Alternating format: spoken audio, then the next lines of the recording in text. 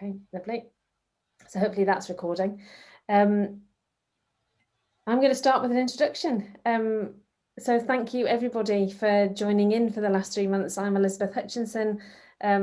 Those Jennifer and Dianne who don't know me, I'm an independent trainer and advisor for school libraries and have only been that since the end of 2019.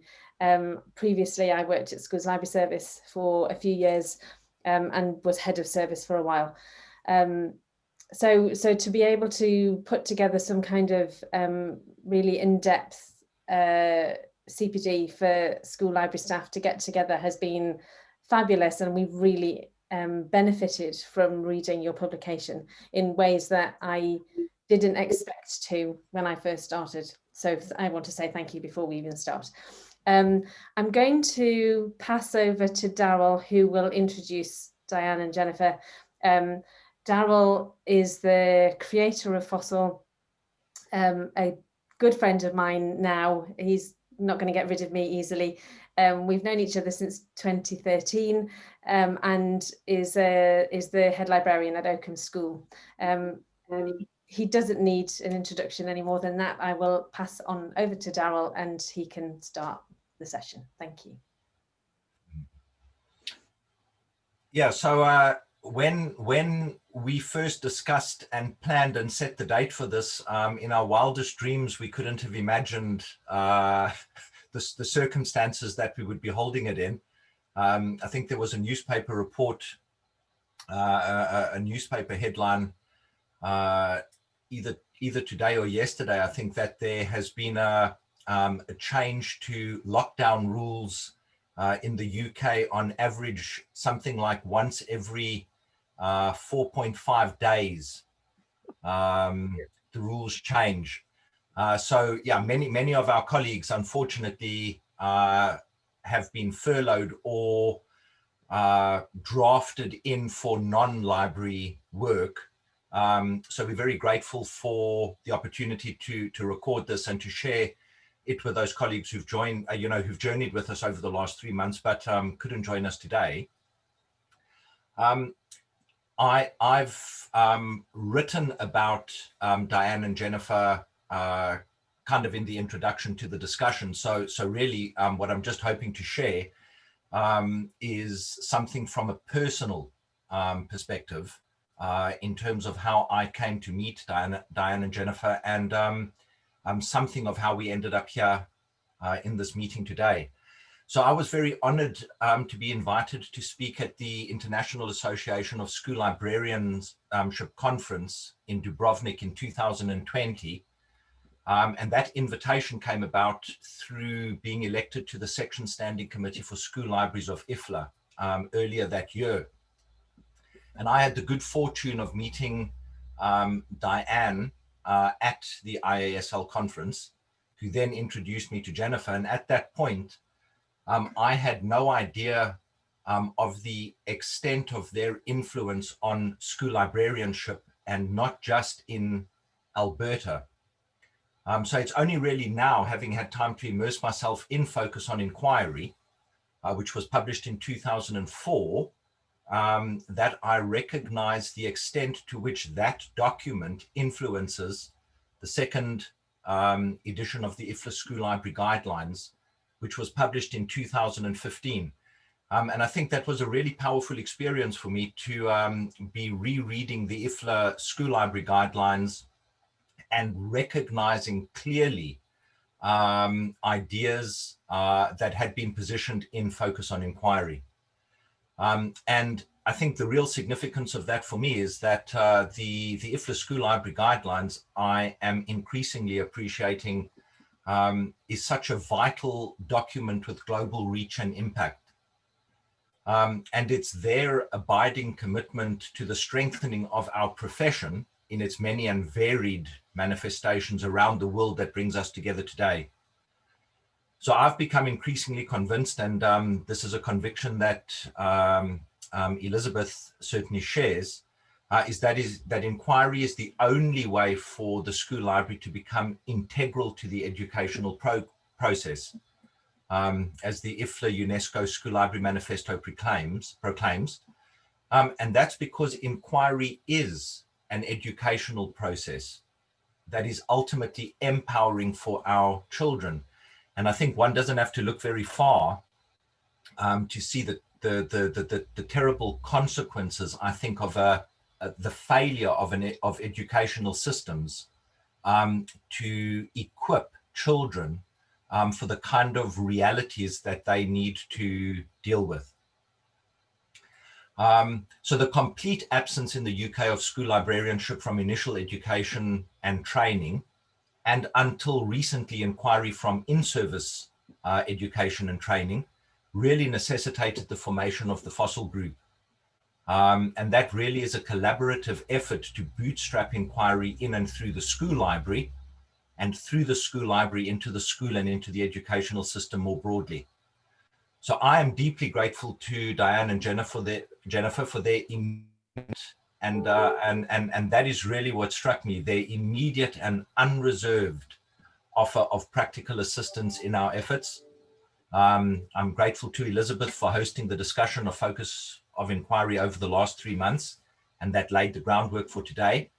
And then for all of you, whether you're in this meeting or have participated over the last 3 months and can't be here today, for your thoughtful and thought-provoking contributions to a discussion of profound importance to the future of our profession. So Dianne and Jennifer, welcome. And we were just thinking that it would be very interesting and very helpful if you'd be able to start off between you by just bringing us up to date, maybe on developments in Alberta specifically, but maybe Canada since the publication of Focus on Inquiry. Sure, Dianne and I just kind of emailed back and forth a little bit just to talk about some of the things we wanted to talk about. I really have kind of 3 main points that I think are important since Focus on Inquiry. So I can talk a little bit about curriculum and getting inquiry into the curriculum, which I think was probably the biggest development in Alberta from the Focus on Inquiry, from my perspective. Talk a little bit, Elizabeth talking about her work about professional learning and professional continuing professional development and how that's happened in Alberta a little bit since Focus on Inquiry. And then I can talk a little bit about some of the new models, the new inquiry models that have come about. I think maybe Dianne's going to talk about leading learning. So maybe from leading learning's work, which is our national standards, our national document for school librarianship, teacher librarianship, school libraries. And if you want to have a look at some of those things, I shared links with Daryl, and he's going to share those out with you. So maybe I'll talk about curriculum, Dianne, and then you can talk about leading learning, and then I'll come back in. So right. The nice thing that happened, or the fortuitous thing that happened for Dianne and I, was our colleague, Teddy Moline, was working in the Ministry of Education, or Alberta Learning at the time, Alberta Education now. And like all good teacher, Dianne, this is like word for word, Dianne, like all good teacher librarians, Teddy had a list of things on the corner of her desk or on her bulletin board of things she would really like to do if there was any money left. You know, these are the books I want to buy if the principal calls me tomorrow and says, I have, $600. Is there anything you need in your school library? And so she called us and she said, I have $25,000, $30,000. I don't remember how much it was, Dianne, at the time, a little pocket of money. And it wasn't very much anyway. And she said, let's redo Focus on Research. But it has to be done next week, pretty much. It was a really short turnaround timeline. And she said, what I can do is you can bill me and bill the ministry, and we'll kind of work on the timelines. And so Dianne and I said, okay, we'll do it. And that's the background to the story, that Teddy was there. And so she was in the midst of this curriculum department. And so as we were working on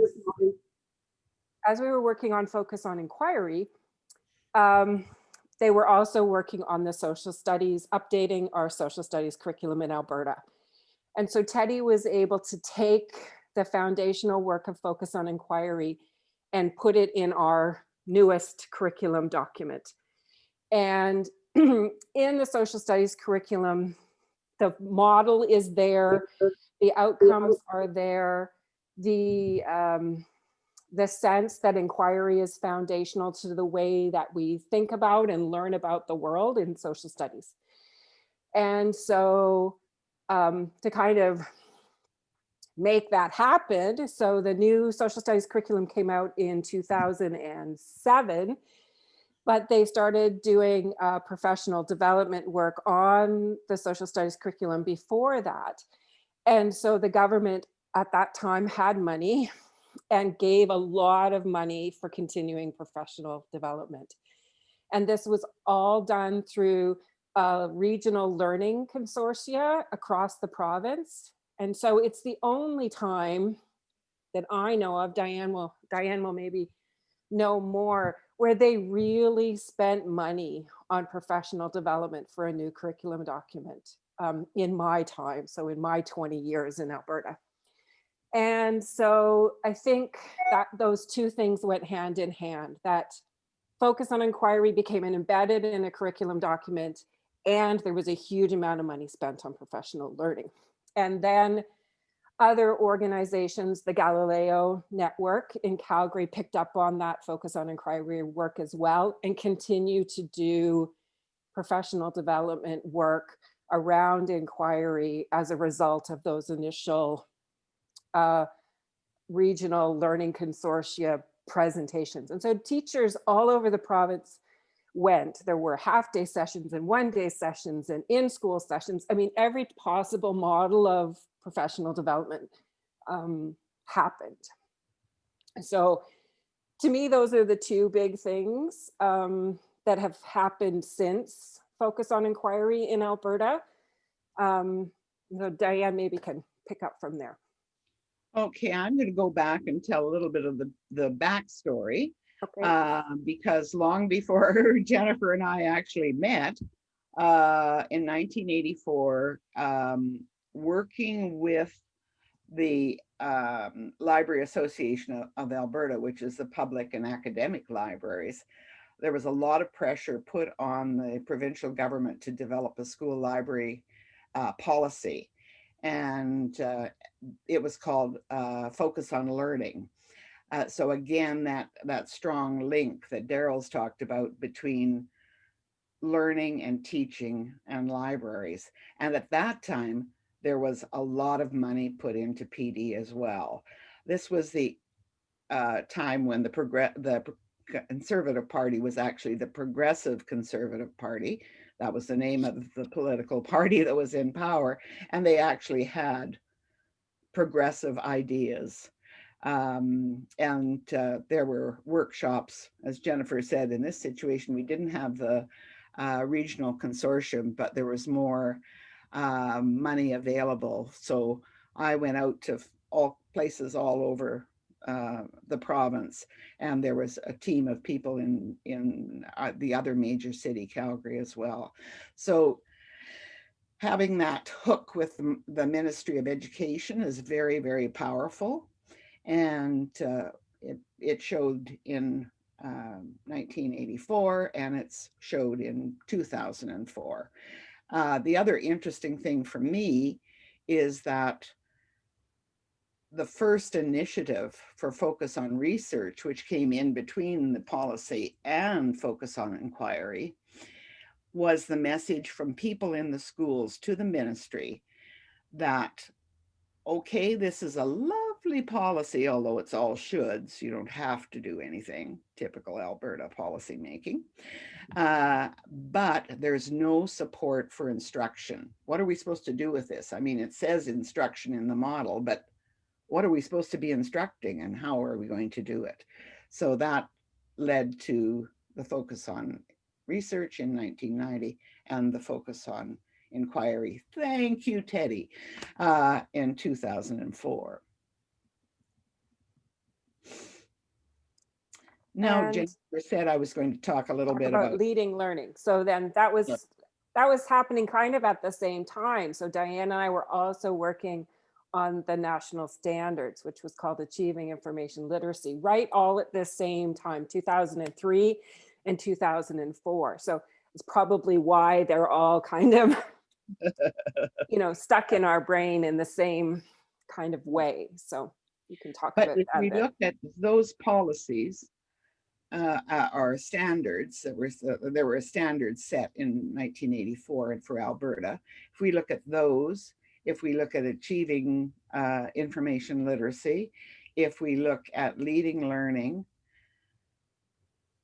there are mentions of instruction, you know, and how important instruction is, but there was not actually any practical how-to manual. And I did another look at leading learning. And again, it talks about information literacy. It talks about inquiry learning, but it doesn't actually give any down-to-earth practical things for teachers and librarians to hang on to. And I guess that would be true of the first draft that Jennifer and I did of Focus of Inquiry. Inquiry too. Yeah. Yeah.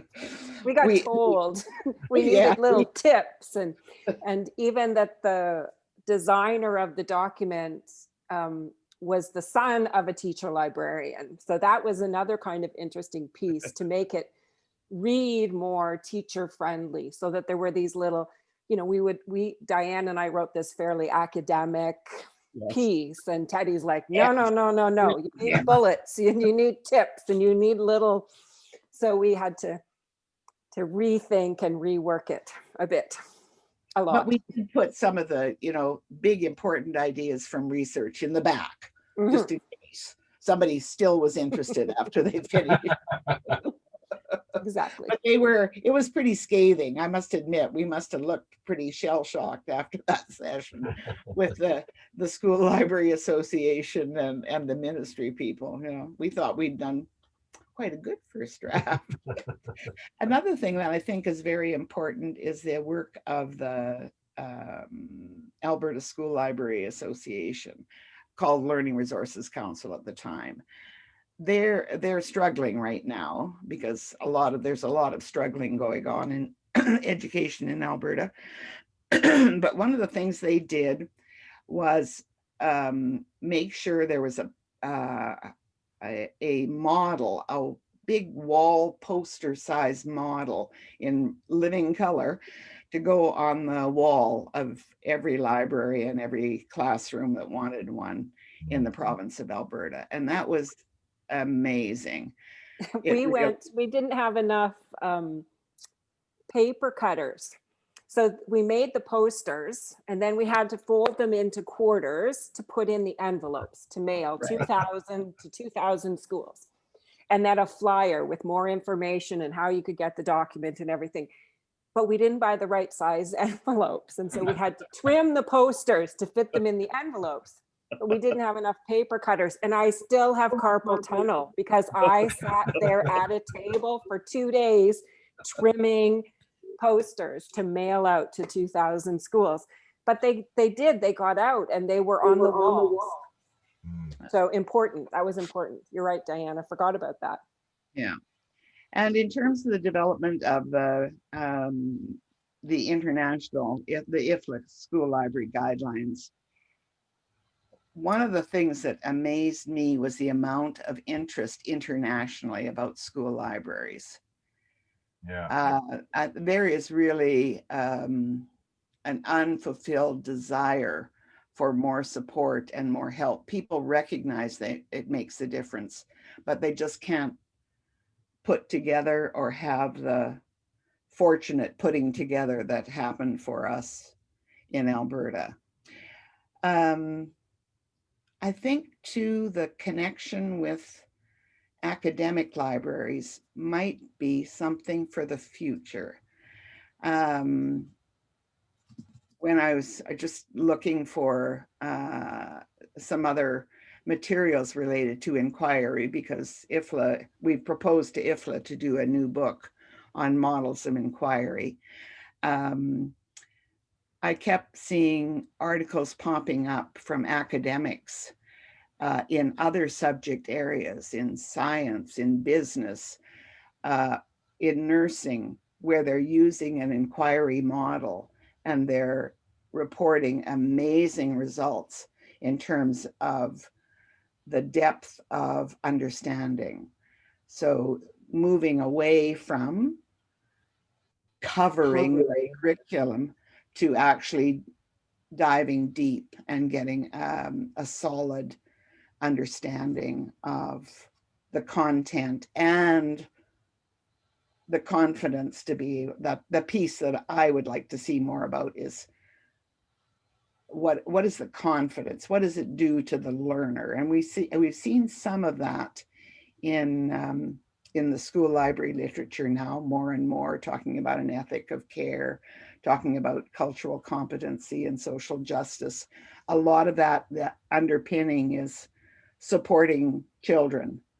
And in the IFLA document, it's what we call the moral purpose of school libraries, of actually making life better for children, as well as better for teachers and so on. So that is a fairly new piece, I would say, Jennifer, wouldn't you? Yeah, I agree with that. I think that's a really an interesting piece. And I remember going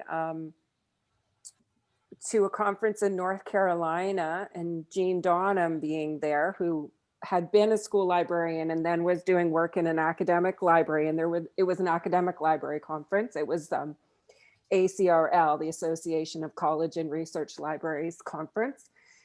And I ended up sitting at the table with Jean, and they were talking about information literacy like it was the newest thing. And Jean just looked over at me and she said, "We've been writing about this for 20 years. Like they're behind us, but they're more powerful in lots of ways in librarianship, and their voices with ours may help us." So I think that's a really good point. Mm-hmm. It was the partnership with the public librarians and the academic librarians that helped get the first policy going there. So, I mean, it raised their profile as well. It was good for them as well as for us. Yeah. And Jean will be doing a chapter, if we get approval, in the new book for IFLA, talking about the importance of models. And I guess you can see a little bit that the change in membership of the IFLA School Library Association and its willingness to work with IASL, because there'd been a lot of hostility between the two international organizations for decades. We can thank James Henry, long dead now, for bringing the two associations together and saying, you know, there must be some way we can do work together. So I think there's been more people with a strong commitment to school libraries rather than providing services to school libraries. When I first joined IFLA, which would be in the late 90s, many more of the people at IFLA for school libraries were people who were running service centers. They were in the Ministry of Culture, and school libraries was a little piece of their portfolio. They weren't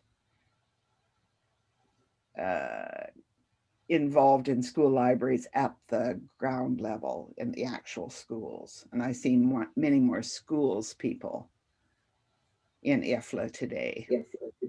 Mm. Well, thank you. Questions? I was going to say thank you.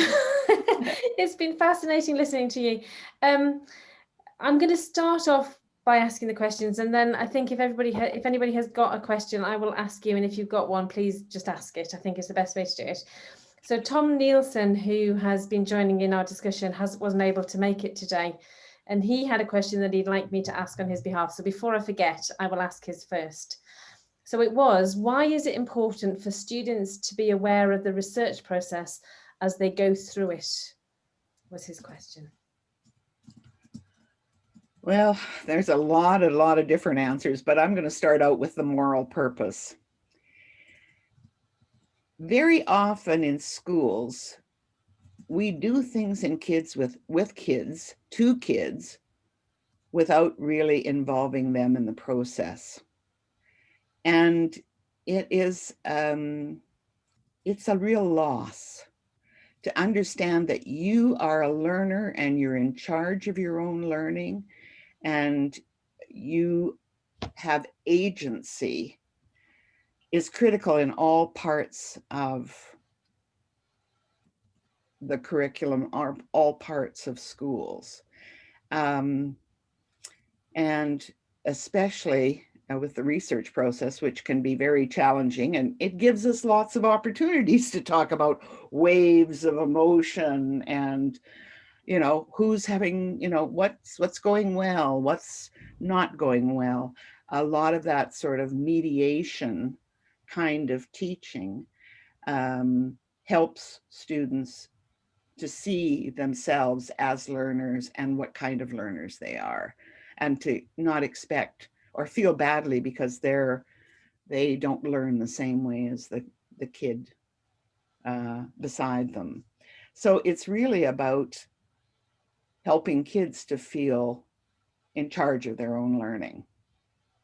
Yeah, thank you. That's Jennifer, anything you'd like to add? And I think, I mean, for me, I always, when I'm working with my undergraduate, my pre-service teachers, and I teach social studies, I share Carol Coulthard's work because I think it's so important for that resiliency piece, for people to recognize, you know, it's okay that it's confusing and that it's hard and that we got to the focus formulation stage and it might get better, you know, in German, es wird besser, it's going to get better. And that's the way, like in Corona times, I really need to hear it. But it's that, you know, it is hard. And I have a friend, Dianne knows who I'm talking about. It's the Alba dissertation folks that walk alongside us at the PhD level at university, where it's getting to that question and making, and then saying, okay, I'm going to get this dissertation done. And I think talking about those feelings and emotions and feeling overwhelmed, and just so that the kids understand, and little kids can understand, kindergarten kids can understand that there's way too much information, how information overload, especially now with the internet, can make us feel like there's a huge wave, and you know, when we're tossed upside down, and how do we find our way to the surface? And so I think letting everyone know and reminding everyone that it's, you know, we're not thinking people who feel, but we're feeling people who think. There's our colleague Lois Baranek, who always talks about Damasio's work, you know, that we have to keep those feelings front and center. And Enquiry is a lot about feelings. And if that's something that they're not used to, worksheets don't engender a lot of feeling work. So I think it's important that we talk about that and we honor those feelings, and that helps kids just know that that's okay. I must admit that's something that came up quite a lot in our discussion online, was the fact that the process does involve a lot of feelings. So it's great to hear you talk about it here. Can I just follow up on that? Yeah, of course you can. That's and I don't know who came up with the jigsaw puzzle. Do you remember? Was it Teddy? It was you. I should have known. You've got that visual brain. Because our early models were all linear. And I tend to be a bit of a linear thinker, you know, step by step. I'm the whip cracker when it comes to a teamwork, you know, let's get this done, da, da, da, da. But having that metacognitive piece in the middle and talking about that all through the process is very, very important. And you need different kinds of mediation and different kinds of discussion at different parts of the process. And again, it's how are we feeling about this? I mean, for those of us who are not used to that, we should just right away start using that as the first question. Okay, how is everybody feeling about this? And the kids are not going to immediately respond to this if they've never heard that question before in school. But we have to ask it. And that is one of the pieces that got left out in the early days of implementation. And it's the most powerful. And I guess there's another dimension there, because I guess for teachers, you need to be aware of the process on a different level, because not only are you helping students or guiding students through the process, but I'm guessing teachers are experiencing all kinds of things themselves that they are needing to manage while all of this other stuff is going on. Mm-hmm. Yeah. And that's why it's so difficult when teachers haven't experienced inquiry themselves. So when I teach an inquiry course, the first thing I do is talk a lot about, okay, let's think back to those projects, think back to your senior thesis at university, you know, your honors thesis, think back to a paper that you did. Let's get back, try and remember. The time you built a new house, or you built a new garage, or you're planning a trip, or, you know, just start thinking about what was going on. Now, how did you feel? Let's talk about how did you feel? What were you doing? What were you thinking? And I mean, Carol Kotha's work is just foundational to inquiry. I mean, you can't help teachers understand inquiry until they feel the inquiry. And so I always have them do inquiry, do their own inquiry as part of their learning. And they get mad at me. But at the end of the course, they always say, "Oh, I get it now. You were making us go through the feelings." There is method to the madness. Yes, I made the mistake of, you know, sort of acting like a public school teacher when I started teaching at the university, and I realized I had to stop and say, okay, now why do you think we've done this? What do we learn from this?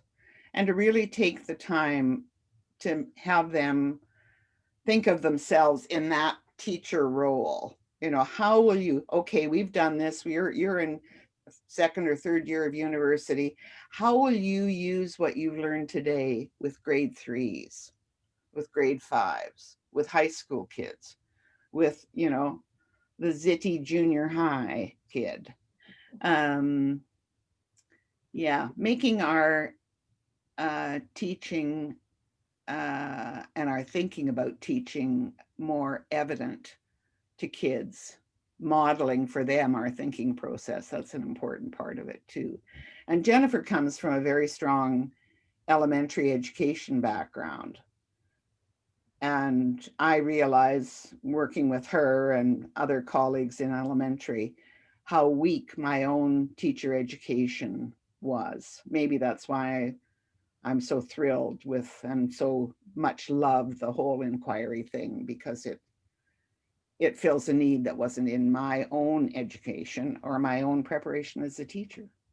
I think you've hit the nail on the head, especially for UK librarians, school librarians, because there is a huge element of teaching if you are going to get yourselves involved in inquiry. And, you know, even if you have a degree or a master's, I think Darryl was saying before, you know, there's no specialism in school librarianship, never mind the teaching side of it. So many of us have ended up in front of classes and learned as we've gone on, and actually something like this that enables us to read it as a teacher would read it and come at it. And I think what was really interesting, you saying that you needed it to be teacher friendly, that actually not only was that appropriate and right for teachers, it's certainly appropriate and right for school librarians who are trying to engage teachers in it. So, you know, there's a fully rounded opportunity to learn in ways that previously hadn't been available, which is great. I'm going to move on and give other people the opportunity to ask questions. So Stephanie, do you have a question that you'd like to ask? No, not at the moment. I'm just happily listening to everybody else at the moment. That's fine. That's perfect. Okay, I will move down and ask Wendy. Have you got something that you'd like to ask? I have, yes. I just wanted to, I suppose the way I've come at it is I did do a teacher training course before I became a librarian, and I trained to be a history teacher. And the way it worked in the UK was we were encouraged to devise our history lessons around an inquiry question, but we would only do it for an hour. So I think my question would be, how long would an ideal inquiry model last for? Because I found it very frustrating trying to do a lesson plan around an hour and ask an inquiry question and expect them to answer it. And I was shortcutting so much, and I didn't realise until I read your article how much I'd sort of missed out and why it wasn't working and why I wasn't happy with it. And now that I'm in a library and I'm asking my students to do projects on books and trying to introduce some inquiry, how long should the model be? Is there an ideal, length? Yeah, it's a great question. I would say, as long as you can manage. Yeah. If thinking about, I was a social studies teacher as well, Wendy. And so in Alberta, we tend to organize a year's work in terms of 4 to 6 units of study.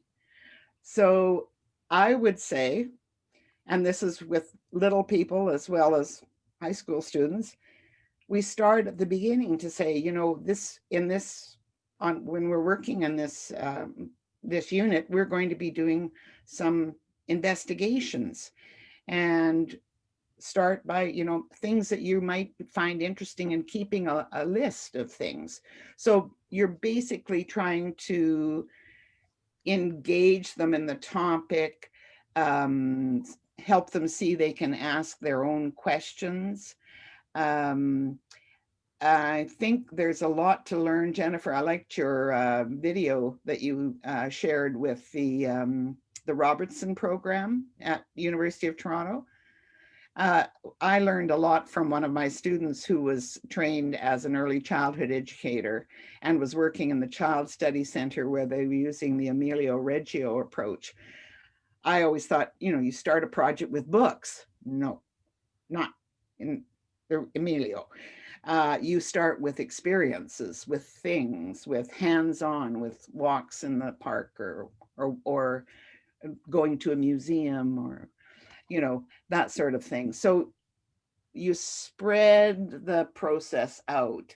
It also allows them to engage their parents or other sources of information that they might have at home outside of school.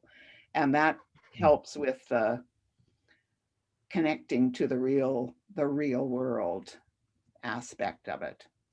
Jen? I also think you can do like an I do, we do, you do kind of approach. So you can decide what your guiding question is for a week, 2 weeks around one of your big topics. And that might be one that you think is really foundational, that you want them to be able to know and do and understand, with some experiences that are central to what might come later. And so then you model that inquiry with them, and then and you've really set the parameters for it. And then you can come up with something that we do together. And then, like Dianne said, give them a smaller one. I will honestly admit that I think most of my teaching, I did research projects, that I didn't really do inquiry. I think I gave them topics, and I sometimes let them kind of go where they wanted to go a little bit. But I think that personal question piece, I wasn't always strong with. And sometimes they did like a really short 2-page report that took, 3 or 4 days, where we would go through a research process cycle. I won't call it inquiry. And other times it was longer, depending on how much information and whether they were working alone or whether they were working with partners or small groups, and the kinds of the tasks that I wanted them to have. But I would say the first ones you want to keep pretty contained. Not a lot of, I mean, they can come up with their own question, but pretty clear tasks and outcomes so that they have pretty much success, and so that you feel that you can well support them. A lot of the teacher librarians that take the Enquiry course with me now, they're quite, they get a little angst feeling if every kid is doing some other, you know, this one's going to build a diorama and this one's going to do a green screen movie and this one's going to do stop motion animation and this one's going to do this. And they're like, that's a lot of technology and I don't feel I can support all of that. And so, you know, you can kind of, as they build their skills. And the nice thing about being a school librarian is that you can have them do different kinds of things over the years. You know, you might let them do a green screen thing and a Canva, some sort of a poster kind of thing, and teach them those skills. And then when it comes to their free choice inquiry or their genius hour inquiry, then you can kind of let them go and, you know, they can create and share their new understandings any way that you want. So I also think I've got a 15-year-old. And so I think I might have changed my thinking from when I was teaching 15-year-olds. This one doesn't have a lot. He gets bored pretty quickly. So I'm not sure if that's just the nature of the beast or if that's our new kind of kid. So I think I would, you know, have conversations with other teachers to see how long, teachers and school librarians, how long they felt it should go. And then at some point you're just going to have to say, you know, either you're going to finish it up at home or my kids, when I taught in the North, they just stay after school because it was warm and Miss Branch had hot chocolate and they'd call their parents and they would stay and finish it up. And I had pencil crayons and all the good things that they didn't necessarily have at home. So yeah, I'd like to say the perfect is 3 weeks. Depends how often you have them.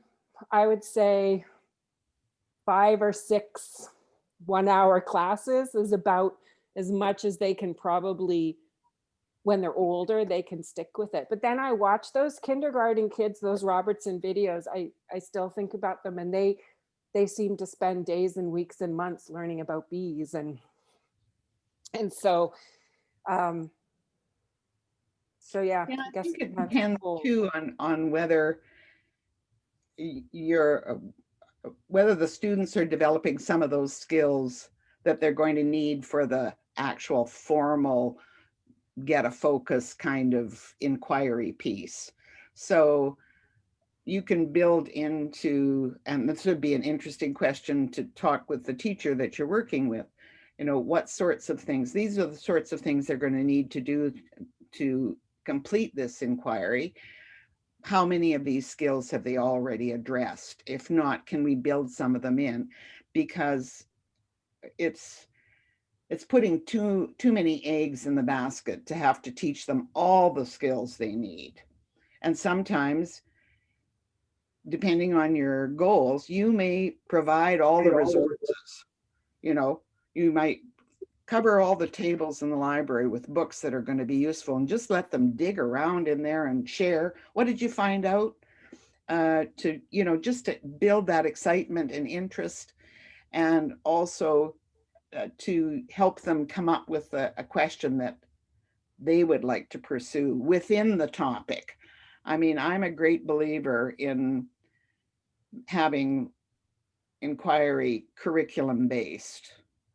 I mean, we definitely try to send that message very strongly. This is not an adding to the curriculum. This is a part of, and this is how we learn the curriculum. That's why I think the research coming out of academic disciplines is very, very interesting. Yeah, so simplify, make it easy, acknowledge the hard parts, but I think, 5 hours in the actually doing the work in the library is a lot, especially if it's in one chunk, 1 week, that kind of. Yeah, and I mean, I also don't think you have to go all the way through every single time. Yes. So I mean, I think you can go up to finding some answers, like Dianne said, or or you can give them all the information and let them do the creating and sharing, right? Or give them lots of support around the information piece. If create a website or create a Wakelet or something, and throw all the bits up there for them and say, here's some information, see what's new, share something new with me, find a question in there and go for it. Yeah. So I very much like Jennifer's idea that you choose what kinds of sharing in terms of creating a product and sharing it that you can manage. Because I mean, you want to be in a whole piece by the end of the project too. And so does the teacher. I mean, an totally open-ended Genius Hour, that's fine. But in terms of curriculum related, I think putting some good boundaries there, reasonable boundaries, is a good idea. Not trying to be teaching all the time. A friend of ours used to always call it the come here you guys form of teaching. Probably you don't say that in English schools, but come here, you guys, like it's like the mini lesson piece, right? Oh, I noticed I should have taught you this, and let's just sit down in 5 minutes. Come here, you guys, let's practice this. And then, okay, off you go. And then, oh, you didn't get it. Come here, you guys, let's do this again. Okay, off you go. Lovely. Thank you. I'm going to give Bernadette an opportunity to ask a question if you have one. Yes, please. Thank you. Since writing focused on inquiry, are there new challenges to inquiry learning that weren't apparent at the time? That's in addition to obviously online learning due to COVID. Thank you. Yes. For me, the biggest piece is we still don't do a good job at the pre-service teacher level, and that is because we continue to teach subjects in silos. So we strongly believe that inquiry is integrative, and that we can teach science concepts, science skills and processes. So let's go back, I'll step back. The first thing is pre-service teachers believe that knowledge outcomes are the most important outcomes. And no matter what we do, I could stand on my head, I could spin around 3 times. They don't believe me when I say that the skills and process outcomes are really, really, really important. And we teach in silos. So as much as I love my colleagues and I value what they do, they learn about language arts, and then they learn about social studies, and then they learn about science. And we don't at the University of Alberta, and I'm not sure there's probably any place, not that I know of, that does a really good job of helping teachers see how to integrate curriculum. And until you can integrate curriculum and see the connections across curriculum, I'm speaking about as an elementary teacher, you can hear that in my voice because that's who I am. I teach little ones, and I teach everything. So I need to be able to integrate. And so I don't think we did a good job, and I'm not sure how to do a good job. I really wanted, we really pushed in our new curriculum changes in our pre-service teacher to have that integration course in their final year of their program, but it never happened because of budget cuts. But I think that's the piece.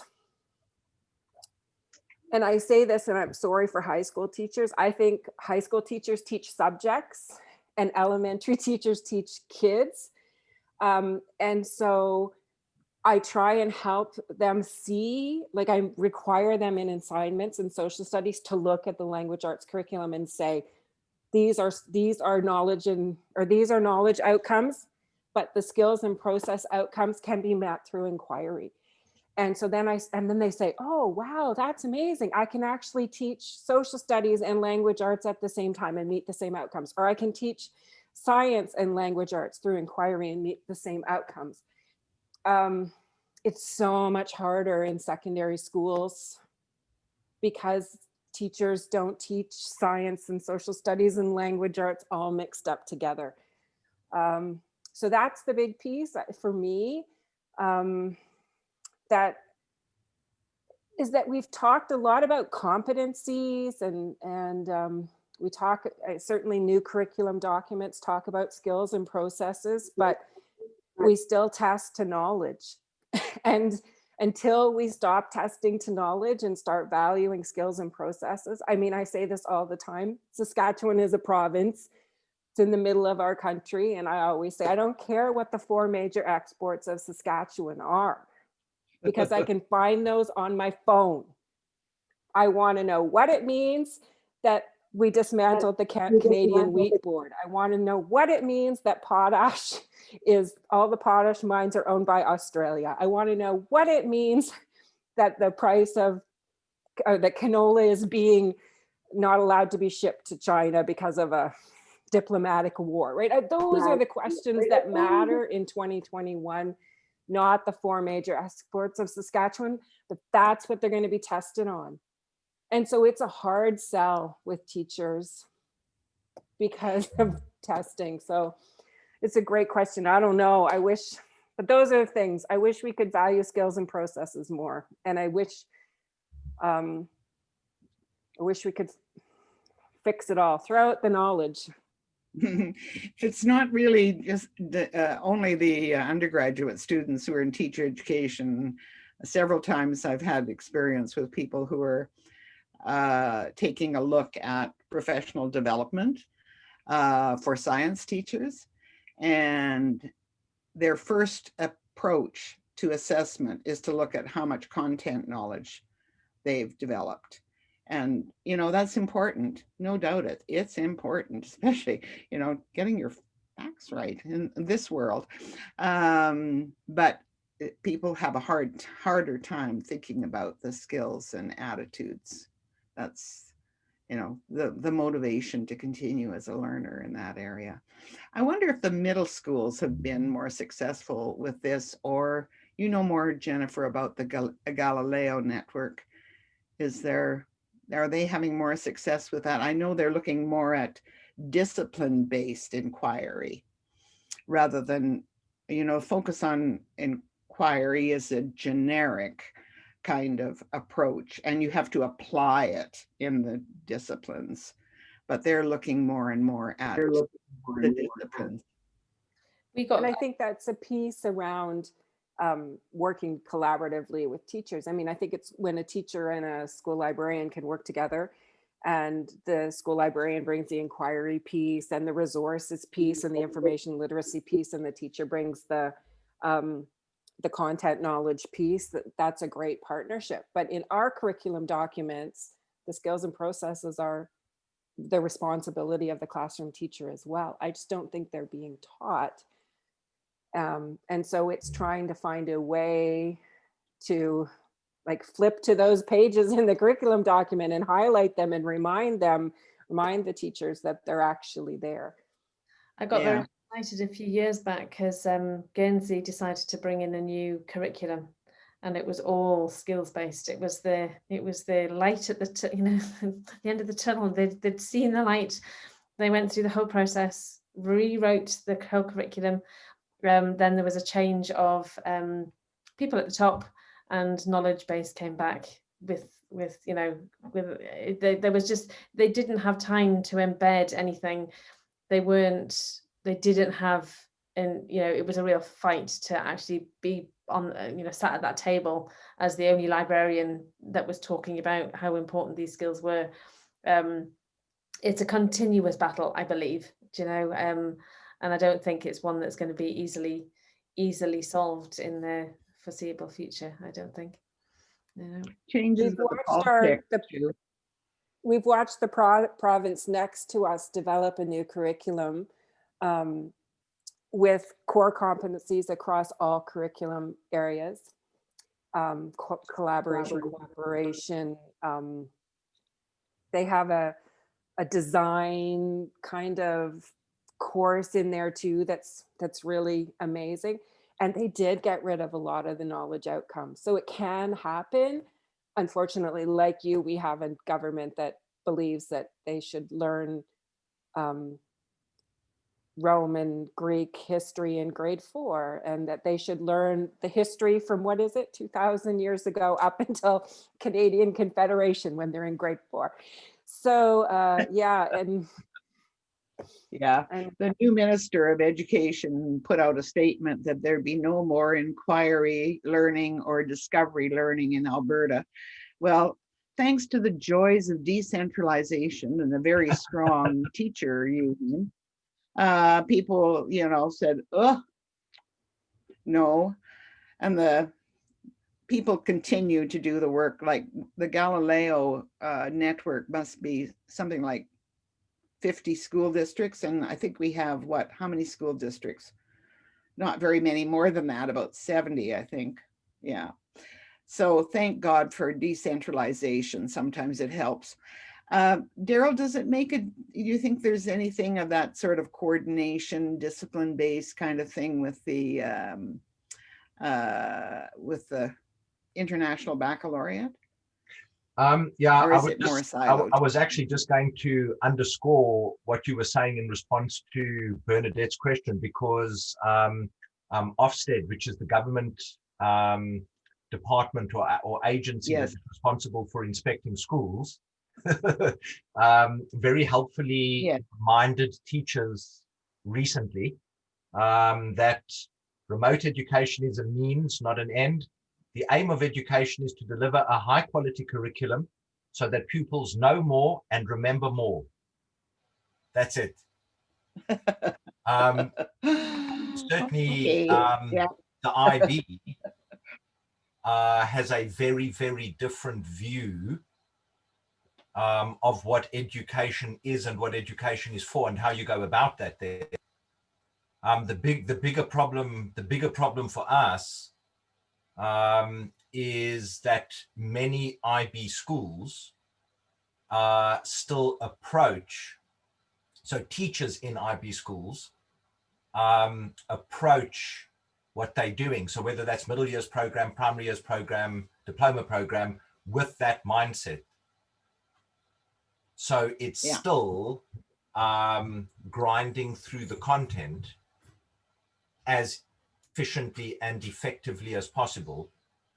So we've got a very interesting perspective on that, because we do the IB diploma and A levels, and we're also now introducing the 3-year MYP leading up to GCSEs.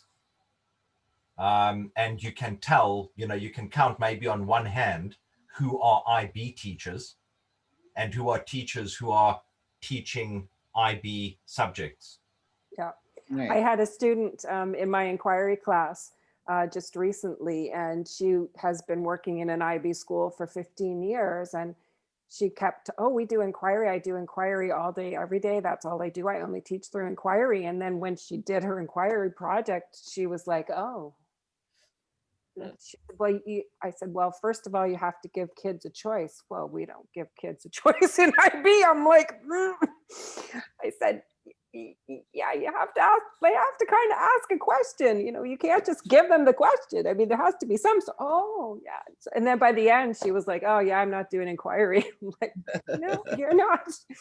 But the extended essay piece in an IB program should be like a foundational inquiry experience. Every kid who does an extended essay should be able to look back on that when they're grown up and say, that was an experience. And so if you have a good extended essay teacher who models the process, who talks about all of those things, then that's should be a life-changing experience for a high school student, for me anyway. I've noticed that it's 4:30. And I've noticed that I've not let Jenny have an opportunity to ask a question. So if you've got a question, Jenny, do you want to ask it? I do. It's actually been forming based on a lot of what you're saying about, particularly what you're saying, Jennifer, about giving students a choice. And I'm very aware that the further up the school we go, for us certainly, the more difficult that becomes. So there are, we have wonderful things like the extended essay, like the EPQ, where they have, within some parameters, syllabus parameters, they have a free choice. They could choose whatever they want to look at that they're interested in. But when I'm supporting teachers who are wanting to teach a topic through inquiry, lower down the school, giving the students the choices is relatively easy, because what they want the students to, the learning outcomes are often quite broad. But towards the top of the school, they come to me, and one of the first things we do is look at what chunk of the syllabus they are wanting the students to come out of this being able to answer exam questions on, because they can't afford to kind of ditch teaching for the exam just to do an inquiry. We need to do both. And the way we've usually dealt with that is to work together to come up with a broad inquiry question that everybody will be looking at, that they will then, in their little groups or by themselves or whatever, they will form some sub-questions that are their own. But I think what I really wanted to ask was, how do you deal with giving students a choice in what they want to do, and also getting them all to reach the same knowledge learning outcomes at the end, so that you can say that bit of the syllabus is done, I can move on? Well, you can certainly, I think that what you're doing is exactly right, giving them a way into the question so that they can kind of look at it from their own kind of slant, and you can also give them a choice on how they share or represent their new understandings. And I think it's much easier when you're teaching in an elementary school to kind of do a genius hour or a free choice inquiry as they get to kind of grades 4, 5, 6, when they have lots of skills and practice. I understand, I taught high school as well, how hard it is to do that in grade 12 chemistry. But certainly giving them some sort of choice and agency so that they can stay engaged, and that it's not just, and I mean, the reality is when they go to university, they're going to have to do a research process. So you can say this is inquiry and this is a research process, and inquiry has these features and a research process has these features. And so we're going to kind of mix it up a little bit. This isn't a free choice inquiry like the Trevor Mackenzie work where you're jumping in and you're doing, this is more of a guided inquiry end of the pool. And I have, these are the outcomes and these are the learning outcomes we need to have, but you can have some choice about how you share those new understandings. And so, sucks to be us, but we've got to get through we've got to learn this stuff. So how are we going to make it work so that it's as engaging and I like Diane's words, so that we have some agency and so that we're resilient as well, because there's nothing worse than just having to do a project that, you don't have any choice at all or any, way to kind of be creative or demonstrate your understanding. One of the ideas that I think can be adapted quite well at the secondary level is what Julie Tallman calls the I search. And she gives the example of a health class, and they're looking at different conditions and so on, diseases. And it starts with the I question. How am you have to choose a topic, but you start out with, why am I interested in this topic? So it starts with the personal. And I think that you can use that same kind of approach if you're teaching history or geography. Again, thinking about something that a big topic, and basically that's, Jenny, what you're doing already, a big topic, but coming at it in lots of different ways when you're building up their background knowledge, so that they can a little bit more naturally generate some questions or areas of investigation. And I think maybe areas of investigation is a good way to start before you push them into getting a precise focus question. And I don't know, I'm always sending my math teacher nephew little interesting tidbits about female mathematicians, or why Arabic numbers work better for multiplication than Roman numerals. Why did Roman numerals go out of fashion? You know, they no longer use Roman numerals for the football Super Bowls because they're afraid that people won't be able to understand the numbers. You know, do we know Roman numerals? What other numbering systems are there? I mean, I think we have to spend more time, if we're inquiry oriented, to raise those kind of, it maybe sounds like trivial pursuit instead of curriculum, but it's part of getting them excited about an area of study. Like everybody has to take mathematics, and not everybody's all that keen about mathematics, but there are parts about mathematics that are interesting and funny and engaging in a way that you can start to build up interest in a possible, if they know they're going to have the opportunity to do some exploring at the end. And I always try to present it as an opportunity rather than you're going to have to do some inquiry. I don't know. Thank you. It's fun to have math geeks in your family. Go on then, Daryl, ask yours. Well, it actually just relates to that, because I think one of the things that I've come to appreciate more and more is certainly in this country, I think student-centered has become a bit of a dirty word. And I think that is because we went through a period where that was attached to all sorts of unsound progressive approaches to education, where lazy, possibly well-intentioned, but I think lazy and poorly informed teachers allowed children to go off and do their own thing. And then unsurprisingly, didn't really achieve much. And I think there was a bit of a backlash against that, which I think is where this emphasis on knowledge that you can test comes from. So I think one of the challenges for us is that we need to, I think we need to rehabilitate student-centered. Because what struck me while we've been talking today is that what we're trying to do is to get children excited about learning, rather than trying to get children to learn stuff. And if they're excited about learning, then they learn stuff. And maybe one way or another way to increase the agency is to value the conclusions that they draw. So we may, as we go higher up the school,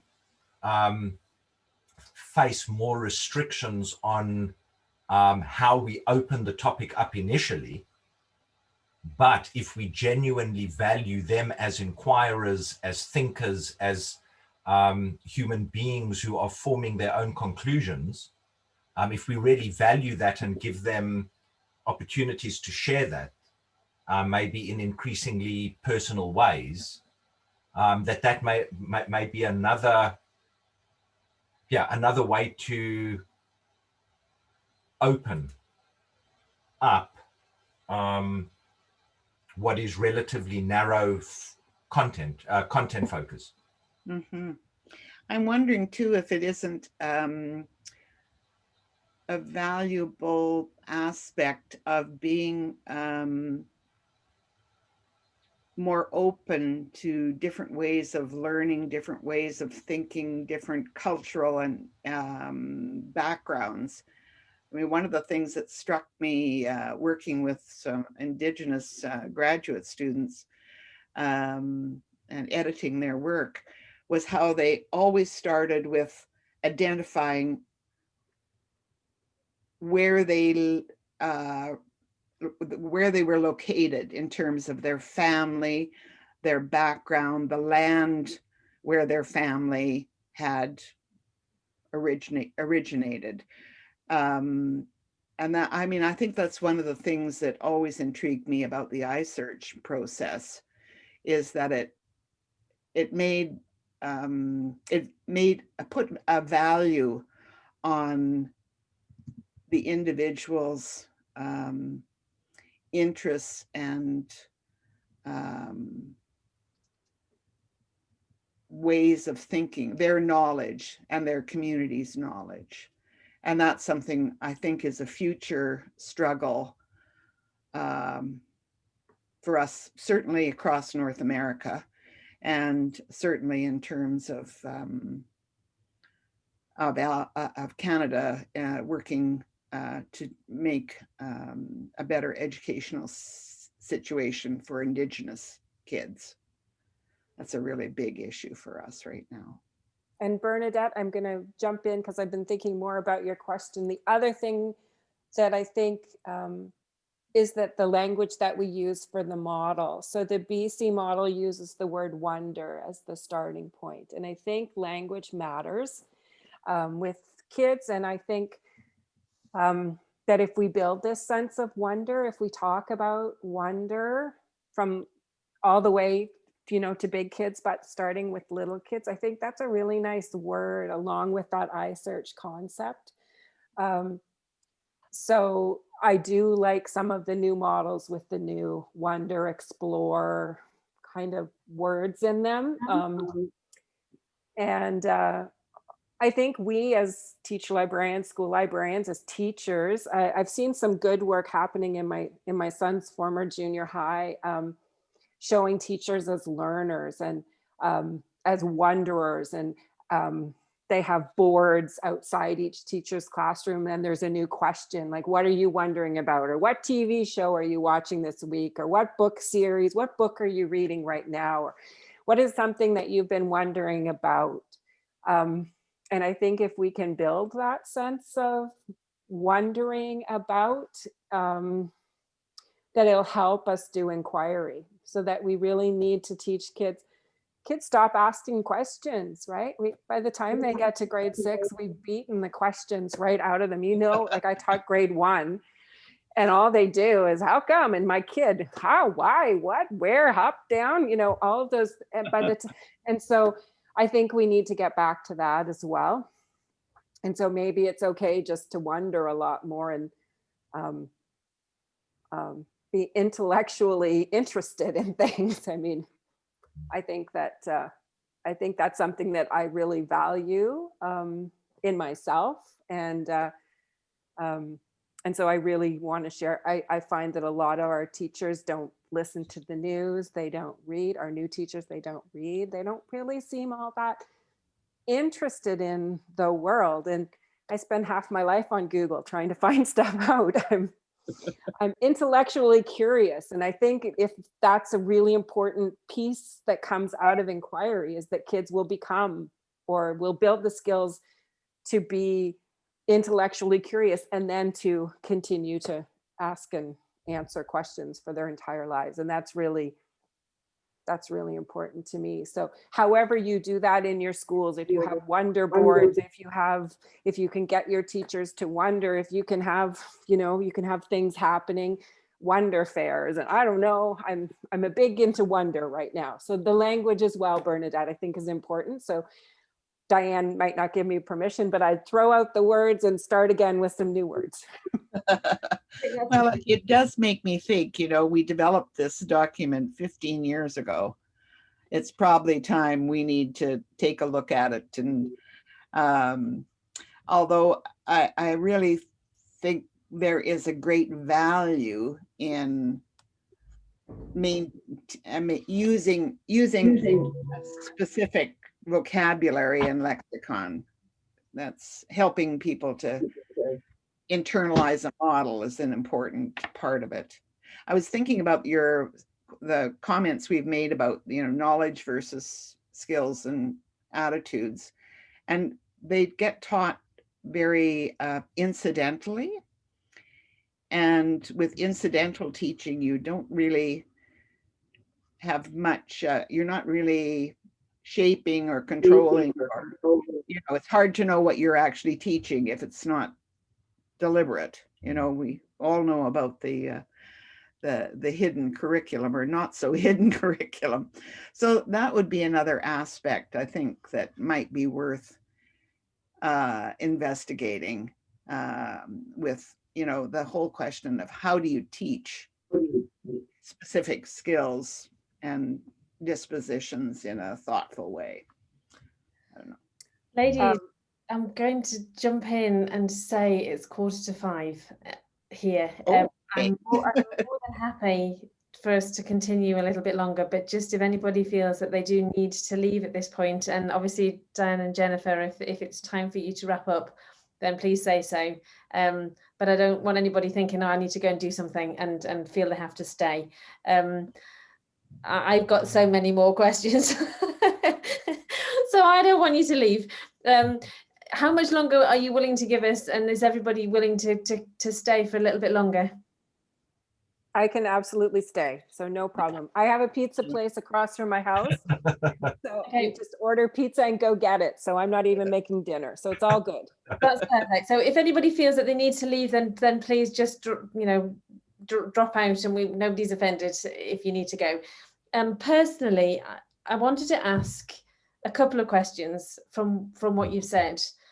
Is that Alberta embedded this because of the Ministry of Education being interested?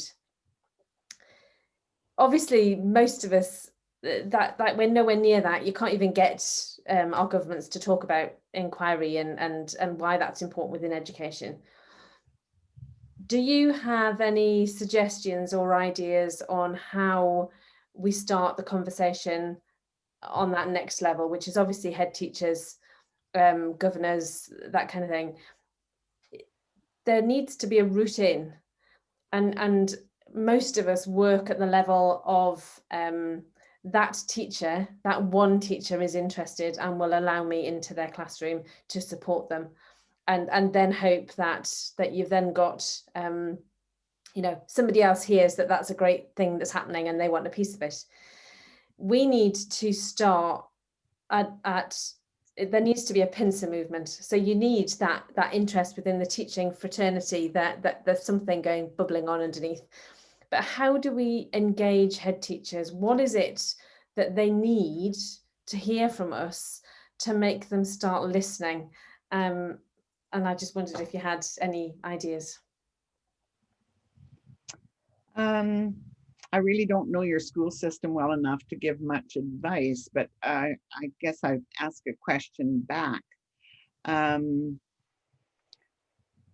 How does headmasters, how do head teachers measure school success, do you think? Is it the Ofsted approach that's most important to them, or is it the number of students that They certainly secondary, or yeah, they certainly have to pass their Ofsted inspections, and their Ofsted inspections certainly are based on not just curriculum, but how the school is running across the board.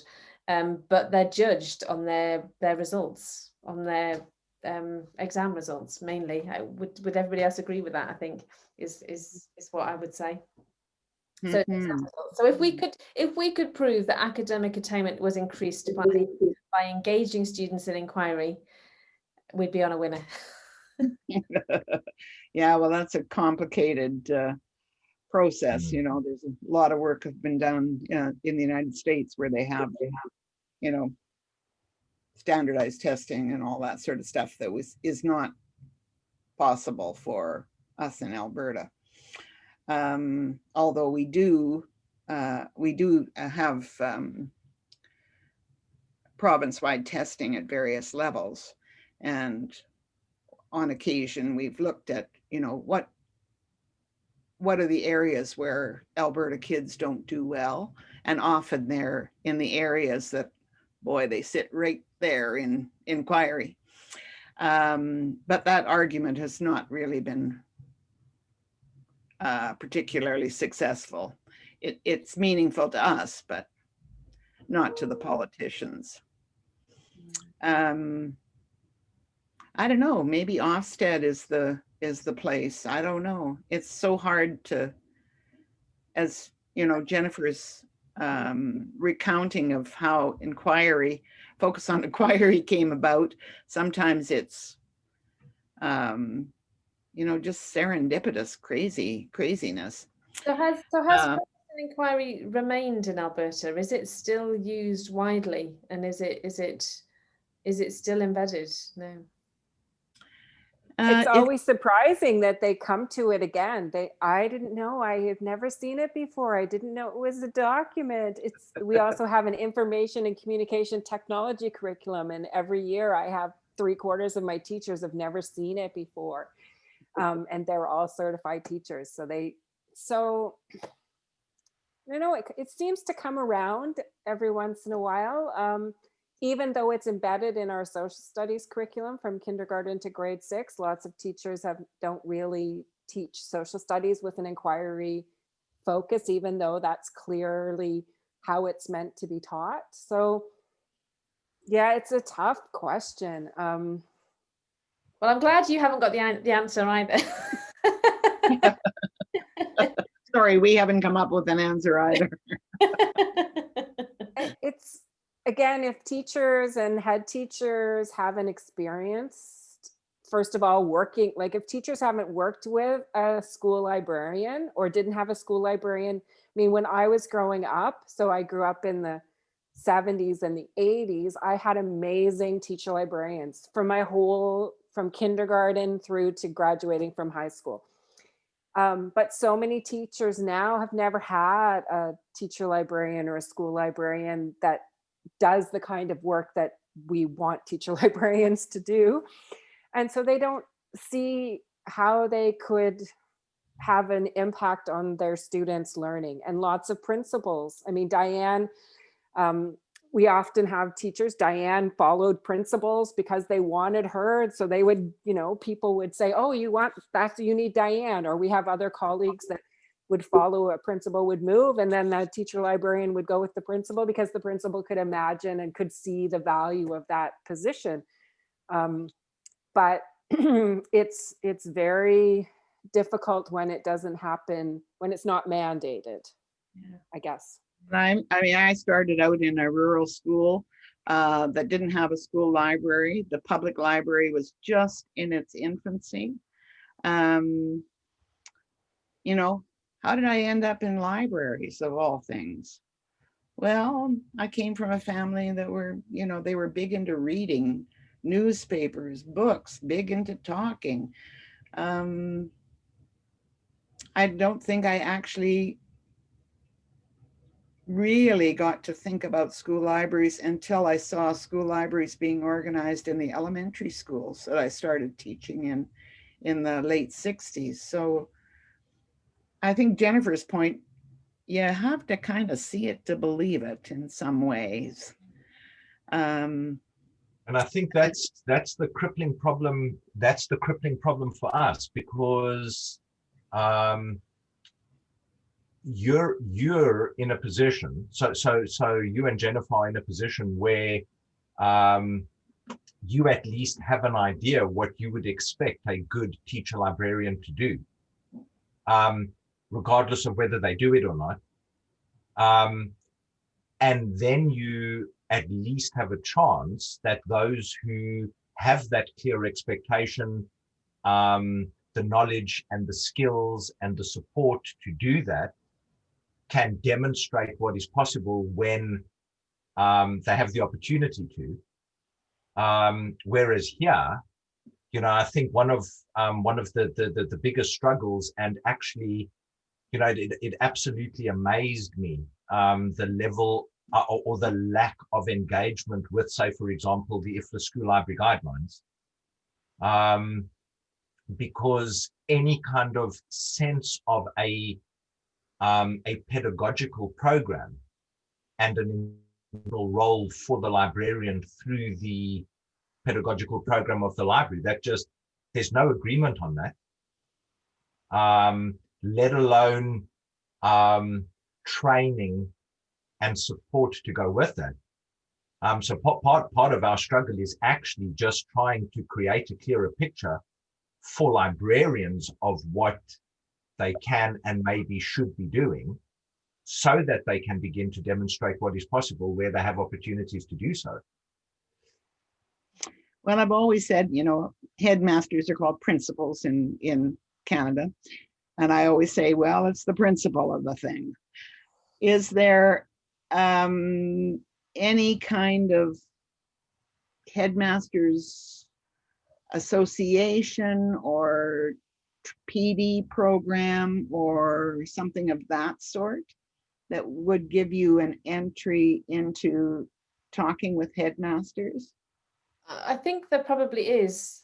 Am I unmuted yet? I think there probably is. I think it's getting that foot in the door and getting that invitation to come and speak is the first thing. There's been the unions here have a good foothold, and potentially they are a route in, because if the unions believe something's true, Yeah, then they'll fight for it on your behalf. So as much as you don't necessarily want that kind of empowerment, it's a useful tool and a useful inroad. I certainly think it's time to. I think school librarianship is very insulated. We talk to ourselves in our small groups a lot. that's us too. We don't advocate enough beyond. You know, there's been people have tried to speak at government level, and it goes, you know, it got very exciting. I don't know how long ago, a few years ago, but then it all just goes completely, just fizzles out and dies. And actually, I think it's time for us to start speaking out and having a loud voice and being part of something that is just bigger than ourselves. But it seems that the groups that represent us are probably frightened, and I don't know why, but they don't seem to be engaging or wanting to do anything that is going to move us forward. So yeah, who's got the loudest voice? You have some amazing support though from your authors, like David Williams and Philip Pullman, and you've got people that are speaking out. The one who just had COVID, who that was so sick, and Michael Rosen. I mean, all of these people are really, you know, such loud voices of support for the power of school libraries. Yeah, it seems to me you need some, like Dianne and I, you know, how to talk to teachers, some principal, head teacher friendly materials, you know, like, you know, what might your school librarian do for you today, and get it out there, get it into you know, into journals or newspapers, or their, you know, at their conference, you know, somebody sits at a table and hands out flyers, you know, buy a table that's not that expensive at their annual conference and send stuff out, or try and get on their Facebook groups, or, you know, tag them on Twitter kind of stuff. I mean, I don't know. There's certainly a lot of work to be done still. Yeah. And I mean, the kind of work that you're doing, Elizabeth, and you, Daryl, that's critical too, is helping people who are in these roles see themselves as part of the school leadership, as part of the teaching team. Yeah. I mean, that's part of it too. I mean, I suppose that's why those aspects are included in the IFLA guidelines, because a lot of us, coming back to your first comment, Daryl, that if we don't make a difference in the teaching, well, they might as well go to the public library. Yeah. And you do have wonderful public libraries in Britain. Yeah. Well, and we saw that happen in Alberta with the cuts. Only those teacher librarians who were making a difference to teaching and learning stayed in their schools. Yeah. When the cuts came, if you were reading books to kids and that's all you were doing was reading books to kids, then they didn't see the value Yeah. So yeah, well, that's the message that we're trying to get out here, is that not reading for pleasure is important, but we do all of this other stuff. And I mean, in a world of misinformation, I mean, our work is more important than ever. Yeah. If we're not learning that, if people can't see that, no. There's been some interesting discussions around, how about the work around information literacy, about understanding how algorithms give us the information that we get about misinformation and disinformation, and how we are naturally positioned to do that kind of work, and that we have to seize on that and, get into the, offer these kinds of workshops for teachers. Yeah. There's a nice piece about what do fact checkers, I don't know if you've seen this, if you type in something like fact checkers versus historians or something like that, there was a great study that looked at fact checkers versus historians, and who could determine which websites were real and which websites were fake websites. And 50% of history professors couldn't tell the difference. And so if a history professor can't tell the difference, how does a 12-year-old tell the difference? And so really, what do fact checkers do to be able to figure out all of this information? And so I'm actually going to change up some of the work that I'm doing and spend some time looking at that with pre-service teachers and with my graduate students as well, because I think that's where some of our next work can go, in that piece. So yeah, whatever. And, Dianne and I will be the first, I'm speaking for Dianne, but we'll admit to you that, yes, we would love that everybody, we have this document, we did all this work, we had all this money, we had the support of the ministry, and lots of our teachers have never seen Focus on Inquiry. They still do worksheets. We didn't, it didn't cause a revolution or anything like that, unfortunately. But you see, I think, it's quite strange. My brain's gone a little bit flat, but that idea about the revolution not being televised, I think the thing that I've come to appreciate more and more is that the real revolution will not attract the attention of the great and the mighty. So that document that the two of you worked on, so that was what struck me when I read Focus on Inquiry, then read the IFLA guidelines, and the more I think and wrestle with where we are and what we need to do, your document did cause a revolution. And even if that's just among a handful of, well, it's definitely not, but it's certainly among a handful of people who've spent the last 4 months working with Focus in Inquiry. And then we don't even know how many individual children's lives, possibly colleagues' lives, have been changed. And I think that's the thing that's become more and more important to me, is that it's so easy for us, because we're isolated, more or less isolated, because it seems that school librarianship is a constant struggle. It's so easy to lose hope, lose perspective, despair. So those documents that you produce, the documents that you continue to produce, opportunities, to draw encouragement and strength from each other like this, revolution is not going to make it onto TV, but it's happening, I think. Absolutely. It started here, or started from you and is now here.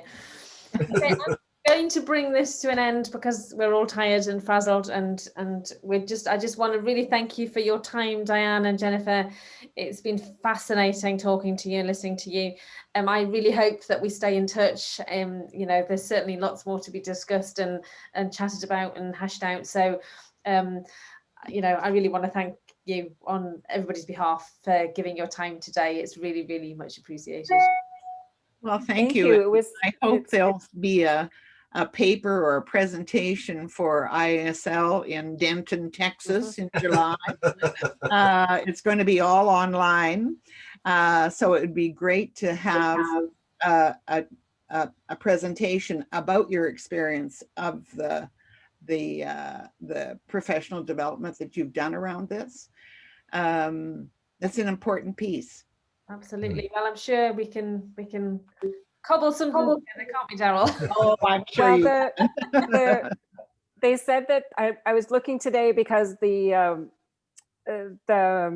newsletter came out and the call for papers is open until February 15th. So you have a month to put something together.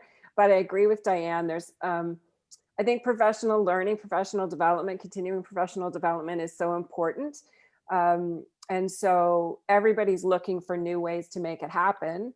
And you did it all online. You have, you know, the infrastructure, how you set up the infrastructure, how you got the message out, how you structured the continuing professional development, I think would be really interesting, not only for Enquiry, but, you know, Enquiry as exemplar, but, you know, how else do we do that? What do we do when we want to do maker spaces? And how do we do this when we want to do something else in our libraries, right? So just the model itself is really powerful. So I really encourage you to put something together, Daryl and Elizabeth, and share that out and present, because I'm sure you'll have, there will be lots of teacher librarians in kind of leadership-y kinds of positions in associations that come to that conference that would be really interested in the model.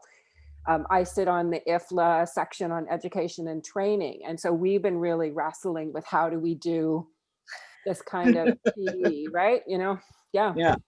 So our latest book from IFLA is Global Action on Library Education and Training. And there's some interesting pieces there if you'd like to see what other people have done. But I really do think you have a very good model, and one that's basically is doable. You know, I don't think you've had a lot of money to do this. It's been energy given and time and expertise given. And that's very inspiring. Well, and aspirational, as the guidelines say. A graduation project. And, and Bernadette and Wendy, you're not getting out of this. You can participate. Well, thanks for inviting us. It's been thank you fun to talk about something we love very much. And we will. Yeah, very, very good. All right. Thank you very much. Take care. Bye. Bye. Then bye.